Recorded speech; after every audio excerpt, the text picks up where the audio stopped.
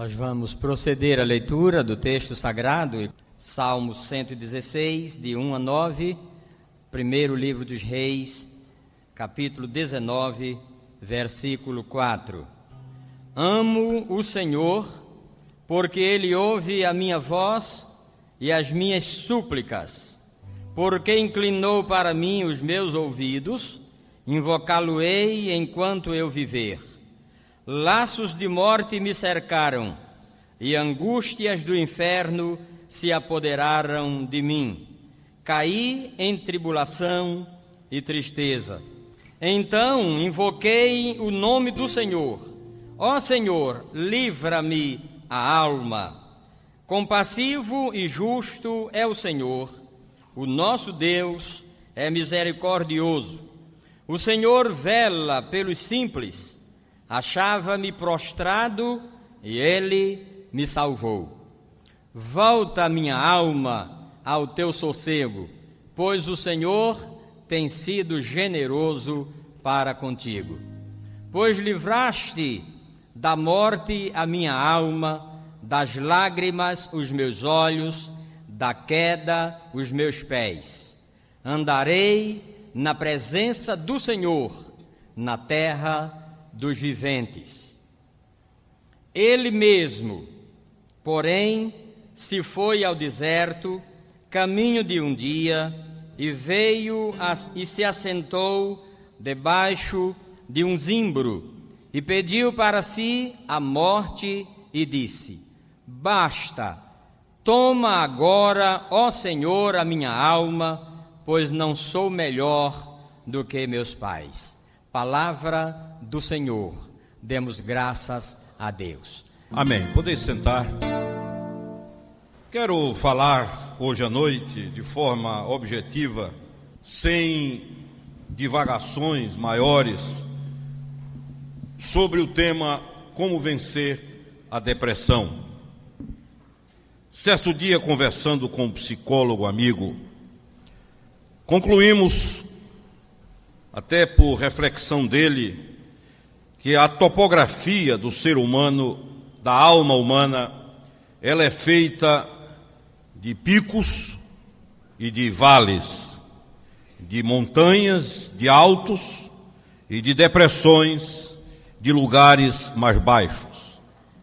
E a alternância destes momentos, ora eufóricos, ora deprimidos, ora extremamente alegres, altruístas, ora centrados em nós mesmos, sem muita perspectiva, tudo isso faz parte dessa topografia do ser humano. Contudo, há dois momentos que se classificam como patológicos. É quando há uma euforia crônica, continuada, ininterrupta, que dura meses e até anos, ou quando há uma depressão também continuada, crônica e que se instala de forma avassaladora na alma da pessoa. Esses dias recebi no meu gabinete uma senhora que vive uma depressão já há quase 10 anos. Uma vida sem maiores surpresas, uma rotina de abatimento, tratamentos, e o que mais lhe dói a alma, fato de olhar para frente e não ver muita coisa. A depressão, queridos, é uma doença da alma. A alma, do ponto de vista bíblico, não é um ente abstrato, esotérico, etéreo. Alma não é o que se prega do ponto de vista místico por aí afora. A palavra alma vem da palavra grega psique. Alma é psique, isso é alma. E psique é a sede onde se alojam três coisas fundamentais na vida humana: o intelecto, a vontade e as emoções. E há uma ordem bíblica para o funcionamento disso. Primeiro eu entendo, depois eu quero, primeiro eu quero, depois eu entendo e finalmente eu sinto. A sociedade hedonista dos dias atuais deu uma invertida nisso e colocou as sensações, as emoções, como sendo o ponto básico, fundamental e talvez o objetivo maior de muitas pessoas. Como bem o disse o Roberto Carlos na sua música, interpretando o espírito atual, não importa se chorei ou se sorri, diz ele, o importante é que emoções eu vivi. Só que esse estilo de vida frequentemente desequilibra a alma, a psique, e os tributos, os custos são caros. E quando isso acontece, as pessoas descambam para o terreno do desespero. O fato é que em nossas vidas há dias em que tudo vai bem, são dias excepcionais, há dias que são rotineiros, continuados, e há os dias terríveis, daqueles que a gente gostaria de dizer, eu, se pudesse, apagaria esse dia da minha história. Ironicamente, quando se está em depressão, a memória funciona como um DVD, passando o filme da nossa vida, e quando chega esse momento de derrota, de fracasso, de abatimento e depressão, parece que uma mão invisível dá um pause e congela a imagem, e fica ali, diante dos nossos olhos, tudo aquilo que produz depressão em nossa vida. Há um consenso na definição do que é depressão, e algumas coisas acontecem como sintomas. Há uma síndrome, há um conjunto de sintomas que levam à identificação de depressão, e é bom que se diga que ela é classificada como a doença do século, como a enfermidade do século. Às vezes camuflada sob uma histeria, sob uma alegria artificial, camuflada sobre um desesperado ritmo de trabalho, mas o fato é que ela se manifesta e os seus sintomas surgem quando nós começamos a perceber o seguinte: perda de energia e fadiga, insônias incontroláveis, aquela insônia que não há Lexotan, Dormonide, Ancilive que resolva, um pessimismo crônico, repetido, diário. Sabe aquela pessoa cuja alma é absolutamente pessimista e negativista? Se ela vai viajar de avião, um mês antes ela não dorme, se esse avião vai cair. É o primeiro pensamento. Se tem uma dor de cabeça, antes de ir ao médico diz, é um tumor. O primeiro pensamento é para desgraça, para fatalidade. Recebi dois rapazes no gabinete algum tempo atrás, filhos de um homem muito trabalhador, mas extremamente doente da alma. E os meninos disseram, nós somos loucos por nosso pai, mas não dá, porque tudo que a gente faz, a primeira coisa que ele vê é erro. Se eu compro um carro dono, ele diz, podia ter feito um negócio melhor. Se eu ganho uma viagem, ele diz, podia ter acontecido outra coisa. E só trabalha na perspectiva do pessimismo. A depressão pode se manifestar com sintomas de desespero, de um medo incontrolável, de uma fobia inexplicável, medos que se instalam, baixa autoestima. É aquela pessoa que repete para si mesma, eu sou um miserável, eu sou um derrotado, eu sou um fracassado. Eu queria ser Luana Piovani, eu queria ser Letícia Spiller. Ou os rapazes que ficam sonhando com Brad Pitt, com Leonardo DiCaprio, e a autoestima começa a descer, começa a baixar. Outros manifestam sua depressão através de um acachapante sentimento de culpa. São pessoas que se sentem culpadas e não sabem sequer de quê. É gente que Deus já perdoou, mas é gente que não se perdoa. Quantas pessoas eu recebo no meu gabinete que eu digo, olha, Deus já lhe perdoou, agora por favor tenha pena de você, se perdoe.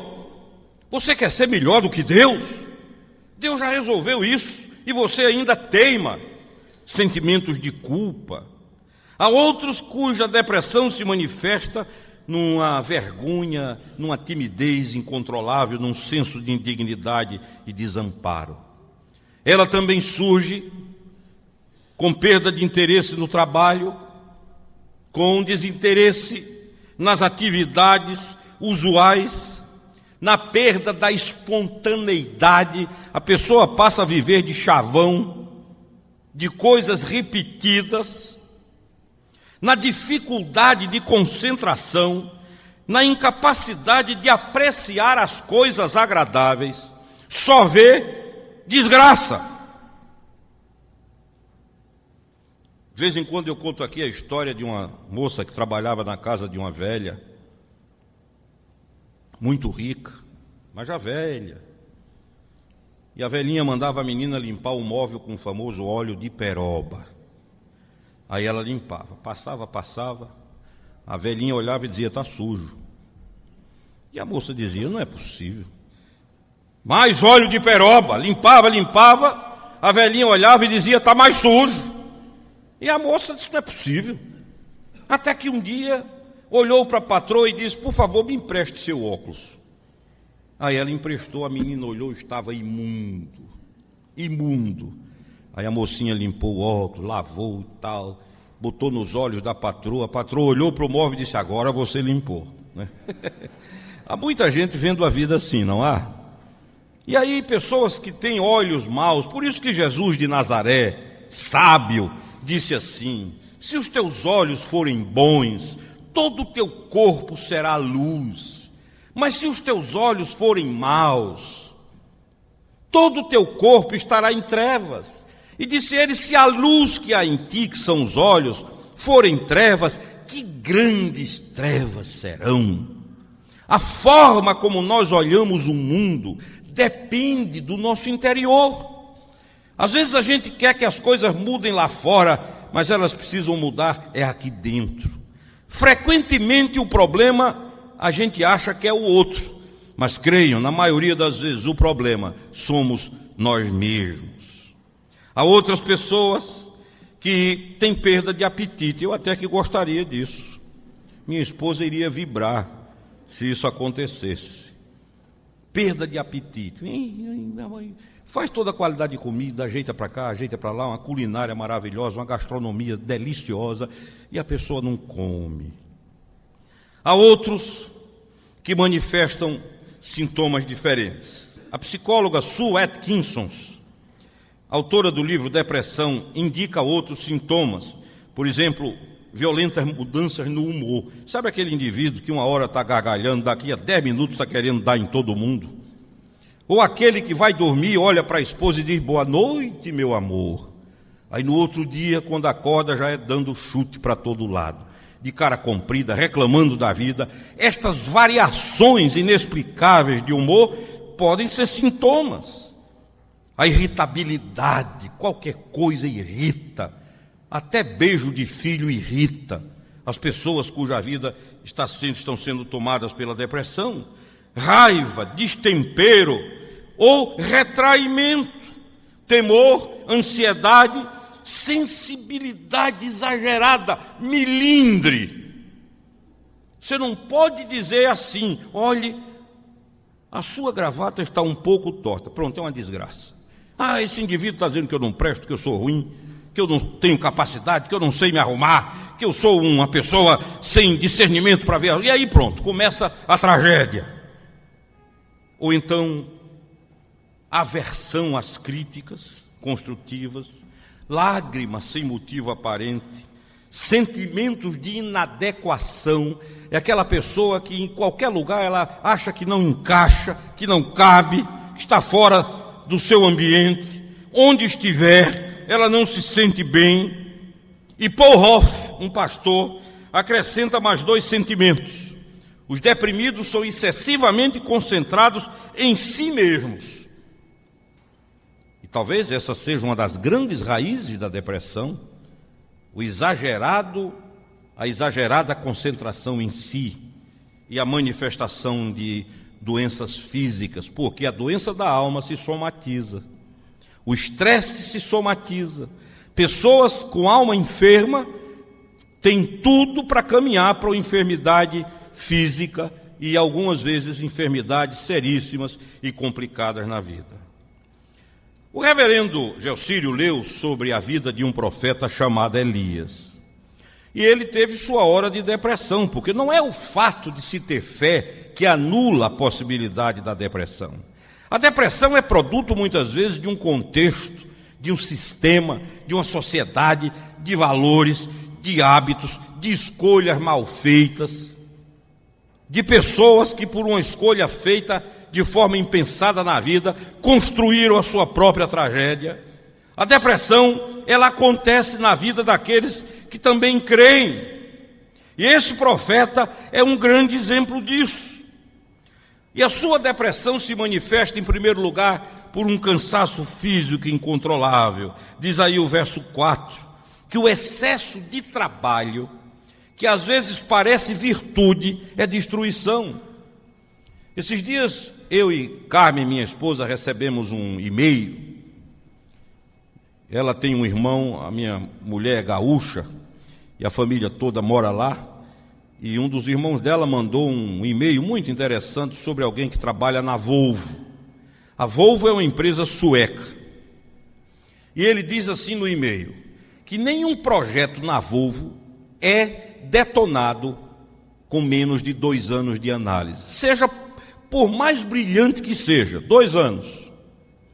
E ele continua dizendo, instalou-se agora na Europa um movimento chamado slow food, ou seja, comer devagar, uma oposição ao fast food americano, que é o indivíduo comer em pé e correndo. E a orientação é para que as pessoas comam com tranquilidade, curtam o alimento com a família, saboreiem. E não é à toa que países latinos, a própria Itália, tem um intervalo para almoço de 4 horas. E esse movimento chamado Slow Food desembocou num movimento chamado Slow Europe, ou seja, Europa devagar. Porque descobriram que os trabalhadores franceses, que trabalham em média 30 horas por semana, produzem mais do que americanos e ingleses. E mais, que trabalhadores alemães trabalhando 28 horas por semana em algumas indústrias, produziram mais e com melhor qualidade do que operários americanos e ingleses, tanto que hoje isso é objeto de estudo. Chama-se um estilo de vida calmo, cadenciado, curtindo os momentos. Quem assistiu ao filme Perfume de Mulher com Al Pacino há de lembrar, quando ele, cego, convida uma jovem para um tango, e ela lhe responde dizendo, não dá tempo, porque meu noivo vai chegar. E Al Pacino responde à moça dizendo assim, mas num momento se vive uma vida inteira. E o próprio John Lennon escreveu uma música muito bonita e afirmou, a vida acontece enquanto a gente planeja o futuro. Você está planejando o futuro e a vida acontecendo aqui e agora. Temos que ter cuidado para que a virtude do trabalho não se torne uma arma contra nós mesmos. Eu conheço, nos meus 31 anos de vida pastoral, pais que perderam os filhos porque só tinham tempo para trabalhar. Pais que não tiveram comunhão com os filhos, que não sabiam o que era levar um filho na escola, buscar na escola, levar para cortar um cabelo, segurar na mão, andar num parque, brincar, ir a um estádio. Pais que perderam o sabor da vida, porque o excesso de trabalho, tido como virtude, os levou a isso, e tudo isso desagou numa profunda e incontrolável depressão. A segunda razão da depressão do profeta Elias foi uma carência profunda de simpatia. Ele disse, só eu fiquei só. Interessante é que hoje já se sabe que os maiores picos de solidão acontecem nas grandes cidades. Porque, ironicamente,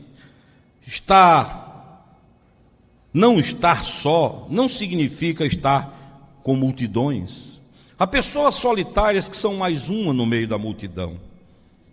Há outras que são patologicamente solitárias. Jean Paul Sartre, no seu livro Entre Quatro Paredes, diz, para mim, os outros são o inferno. apregoou a solidão. No entanto, o Deus da Bíblia não é patrocinador da solidão. O próprio Deus disse: não é bom que o homem esteja só, far-lhe-ei uma companheira. Nós fomos criados para relacionamentos, para sermos amados, para amarmos. O doutor James Houston, que durante 25 anos foi pró-reitor acadêmico da Universidade de Oxford, na Inglaterra, esteve conosco aqui em agosto passado. Ele criou um neologismo quando disse aqui que Deus nos criou para que nós vivêssemos outrando. Isso não existe em português, mas a ideia, o conceito existe. Isso é, Deus nos criou para que a gente viva para o outro. É assim que a gente tem que aprender a viver. Então, quando vivemos sós, nós começamos a ter carência de simpatia, começamos a ficar meditativos, reflexivos, patologicamente concentrados em nós mesmos. E eu quero dizer para vocês que uma das grandes bênçãos da vida da igreja é esse barulho comunitário que existe. Em terceiro lugar, na vida do profeta observou-se um extremo: carência de ocupação. Interessante é que enquanto ele tinha o que fazer, ia bem, não em excesso, mas quando não teve o que fazer, piorou. Talvez seja por isso que Jesus de Nazaré nunca convocou um desocupado. Sempre pessoas ocupadas. Gente que tinha o que fazer, gente que é útil, gente que gera, não na visão do sistema. E finalmente, uma coisa que gera depressão é quando temos as nossas expectativas de êxito frustradas, sabe? Quando você faz um plano, projeta, sonha, idealiza, arquiteta, imagina, e de repente vai tudo por água abaixo. Eu tenho um amigo americano que, quando o filho nasceu, ele segurou nos braços e nos corredores da maternidade ele começou a planejar. Esse menino vai ser isso, esse menino vai ser aquilo. Esse menino e sonhou, viajou, imaginou. Mas esse menino, aos 16 anos de idade, foi fatalmente assassinado por um parente cuja arma disparou acidentalmente. A frustração dos nossos planos, dos nossos melhores planos, elas podem gerar depressão. Ou a moça que olha para o rapaz e diz: é a esse que eu vou dar a minha vida, meu futuro, meu projeto de existência, minha alma, meu corpo, meu coração. É com ele que eu vou assumir os compromissos no altar. Anos depois, percebe que havia uma máscara, que tudo caiu, que tudo ruiu. E frequentemente nós, pastores, recebemos no gabinete mulheres que dizem assim: não foi com esse homem que eu casei, e vice-versa. Porque a frustração de expectativas produz depressão. Agora, chega de falar em depressão. Vamos agora ver qual o remédio para isso aí. Amém? O que é que devemos fazer? Há uma postura, há uma decisão, há coisas que nós precisamos fazer. Primeiro, ter uma disposição mental para crer que o controle de tudo está nas mãos do Deus eterno. Não é para sentir. Acabe com esse negócio de sensações. A sensação é o dividendo do entendimento e da vontade. Quando você exerce bem a vontade e o intelecto, você tem como dividendos, como bonificações, as sensações. Mas não são elas que devem determinar a vida, porque as nossas sensações dependem do nosso humor, dos contextos, das circunstâncias, das pessoas que nos cercam. Há um sem número de fatores que podem influenciar as nossas sensações. Mas a nossa fé deve estar centrada no entendimento e na vontade. Eu vou crer. Esses dias eu disse a uma senhora muito culpada, eu digo: Deus já lhe perdoou. Ela disse: mas eu não sinto. Eu digo: imagine que a senhora tem uma causa na justiça, e lá, na última sessão, ou na última audiência, o juiz bate o martelo e dê um veredito favorável à senhora. E o advogado olhe para a senhora e diga: ganhamos a questão. A senhora vai dizer: mas eu não sinto. A senhora sinta ou não sinta, o veredito foi dado. O que vai dar valor ao que foi dito não é a aferição dos seus sentimentos, mas é a autoridade de quem determinou. E você foi perdoada. Creia ou não creia. Se não crer, vai continuar sofrendo. Mas se crer, saiba que consumado está. Está pago, minha filha. Segundo, desabafar o que nós temos na alma. Você sabe que há pessoas cuja terapia se dá apenas no falar. Querem botar para fora. Se acham bons ouvidos, o problema está resolvido. Outro dia recebi uma médica que falou mais ou menos 1h30. E eu calado. E eu notei que à medida que ela ia falando, o semblante ia mudando. E quando acabou de falar, olhou para mim e disse: pastor, eu preciso ir embora, que eu tenho um compromisso, Deus abençoe. E eu não fiz nada, não disse quase nada. Falei nada. Ela precisava de ouvidos. O marido não ouvia, os filhos não ouviam, a mãe não ouvia, os amigos não ouviam. E aquele negócio crescendo, a pressão aumentando. Ela começou a se encaramujar. E quando alguém ouviu, houve a cura. Aquilo que está lá dentro vai sair. Às vezes sai na forma de tumores, de desequilíbrios na área emocional, mas que sai, sai. Portanto, como disse o reverendo Gelcílio, é melhor sair pela via da confissão, pela via da espontaneidade. Botar para fora. Quando Deus perguntou, Elias abriu o livro e contou tudo. Desabafou e assim acalmou a alma.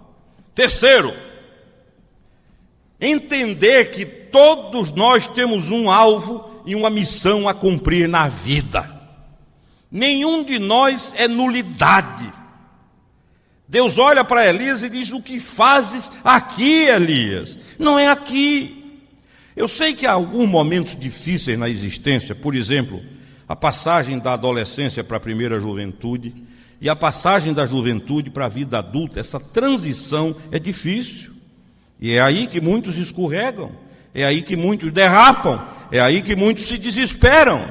Contudo, temos que admitir a cada dia e repetir para nós mesmos: Deus me botou na terra com um objetivo e eu preciso responder a isso o mais rápido possível. Quarto, ouvir boas novas. Se você viver um momento de depressão, afaste-se de quem só tem notícia ruim. Você sabe, o nosso bispo está ali, uma das coisas que a gente mais experimenta na vida pastoral é ouvir notícia ruim. Às vezes a gente pensa que é para-raio. O indivíduo liga, aí você olha no celular o nome dele e diz: pronto. Lá vem. Tem uma capacidade científica e milimétrica de ver a coisa ruim. Há 99 pontos bons, mas ele vê o ruim. Olhe, sempre que for possível e não agredir, fuja de gente assim. Boas novas alegram a alma. A Bíblia diz que boa notícia é como água para o sedento, é como água para a terra seca. Aquele indivíduo que sabe filtrar e trazer boas notícias, ele não é um carteiro do inferno, porta-voz de miséria. E foi isso que Deus fez com Elias. Deus deu uma boa notícia, disse: você não está só não, eu conservei 7.000, você não está sozinho, Elias, abra os olhos. E finalmente, Deus consuma a cura de Elias, dando mais trabalho para ele fazer. Ungir outros, escolher seu sucessor, trabalhar com mais seriedade. Eu quero dizer a você, meu querido e minha querida, que eu sei que a linguagem que eu falo é inteligível para todos vocês. Hoje, independente de idade, de status, de posições, de títulos, todos, praticamente todos, sabem o que significa depressão. E sabem não como teoria, mas sabem do ponto de vista empírico, experimental. O depressivo muitas vezes se afasta, rejeita os amigos quando mais necessita deles. Nem sempre, infelizmente, os familiares estão informados bem sobre o depressivo. Não se deve pensar que se pode ajudar um depressivo apenas com frases de efeito ou dizendo para não esquentar a cabeça. Ele já está com a cabeça quente. Não se deve criticar um depressivo. Às vezes pensamos enganosamente que uma repreensão vai resolver tudo, mas não é assim. Ajude o depressivo a entender os fatores e as razões pelas quais ele entrou em depressão, qual foi a porta que ele passou. Assim será mais fácil identificar as possíveis saídas. Aproveite a sua ponte de amizade, não destrua essa ponte, não dinamite essa ponte para sugerir um aconselhamento com uma pessoa, um médico, um psicólogo, um analista. Você sabe o que é análise? Você vai ao analista e paga para ele lhe ouvir. E aí você vai experimentando libertação.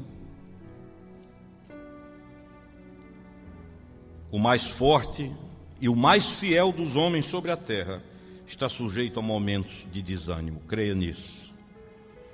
Mas é bom saber que o próprio Jesus esteve no vale da sombra e da morte. Ele disse: a minha alma está cheia de pavor. E a Bíblia nos diz uma coisa tremenda lá em Romanos: também o Espírito Santo semelhantemente nos assiste em nossa fraqueza. Graças a Deus, Ele não nos deixa lutando sozinhos. Entendemos à luz das Escrituras que Ele foi ferido pelas nossas transgressões e que levou sobre si as nossas fraquezas e também a nossa depressão. Nos compreende e, finalmente, quero deixar concluindo com você que já sentiu a sombra da depressão ou pressente no horizonte da vida estas nuvens que se levantam. Alguns conselhos. Primeiro, fale de você mesmo sem se depreciar. Reconheça as coisas boas que você tem.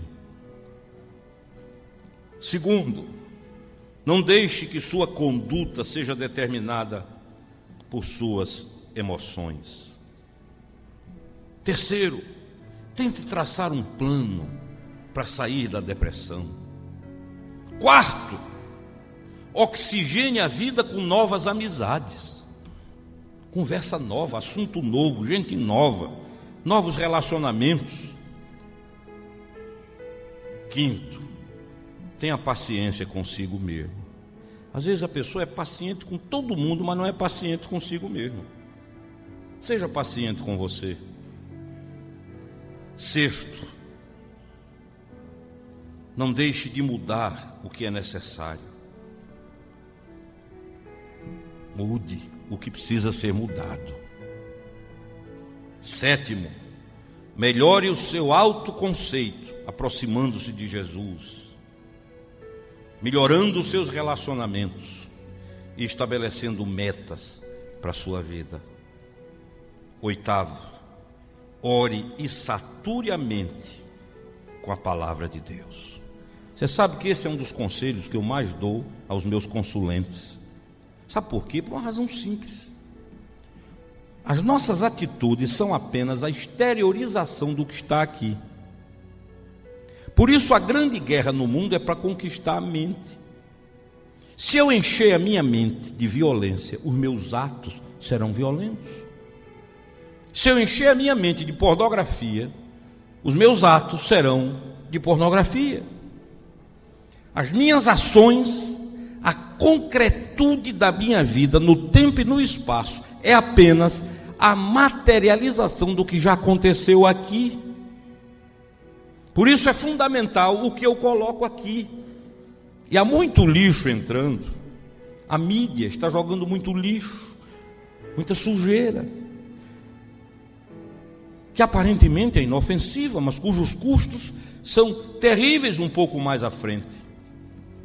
Portanto, eu lhe sugiro, pegue a sua Bíblia, se não tem, compre. Vá lá para Mateus e comece a ler toda noite. Eu não estou dizendo para você estudar, não quero que você estude. Leia, bote para dentro, encha a mente. E depois de 15 dias me procure. Não me peça explicações, porque é terreno de fé. Mas eu recebi no gabinete a irmã de uma médica, absolutamente deprimida, arrasada, parecia um zumbi. E eu me senti impotente, a única coisa que orientei foi isso. Você tem Bíblia? Tenho. Eu digo, leia. Vá lá, Mateus, Marcos, Lucas, vá lendo. Digo, é possível que quando você começar a ler, venha sono. Fique em pé e leia. Agora, por favor, daqui a 15 dias eu quero te ver. Olhe, 15 dias depois ela voltou com outro rosto, com outro semblante. E eu, umas 3 ou 4 semanas, estava aqui na área atrás do templo, quando aquela pessoa fechou meus olhos com as mãos, rindo, brincando. Eu nunca pude imaginar quem era, e era ela. E disse, olha pastor, eu passei aqui só para dizer que eu estou restaurada, refeita, reconstruída. E se você me pedir muita explicação, eu confesso que nós vamos mudar o assunto. Mas ela encheu a mente, não de lixo, mas de água limpa, cristalina, que lavou, que oxigenou, que desinfetou, que limpou, que ordenou a sua alma, a sua psique e baniu a depressão. Bendito seja o nome do Senhor. Agora eu quero que você curve sua cabeça. Eu quero fazer um apelo muito simples. Eu quero orar, quero pedir a Deus por sua vida. E eu quero orar por aqueles que viveram, vivem ou pressentem que viverão depressões, desânimo, abatimento, aquela letargia destrutiva. Se você quer que eu ore por você agora, se você pode crer que Deus vai intervir na sua vida, Ele dá libertação e cura disto, eu vou pedir que você fique de pé onde você estiver, silenciosamente. Isto, amém. E eu vou orar por você. Deus, nós pedimos que Tu agora venhas intervir em muitas vidas nesta noite, banindo a sombra da depressão, afastando medos, insegurança, desequilíbrios, expectativas, frustrações. Que Tu venhas, ó Deus, de forma convincente e real, transformar histórias nessa noite. Eu te peço que Tu venhas curar os quebrantados, que Tu venhas proclamar libertação aos cativos, liberdade para os algemados, que Tu venhas apresentar a estas vidas o ano aceitável do Senhor.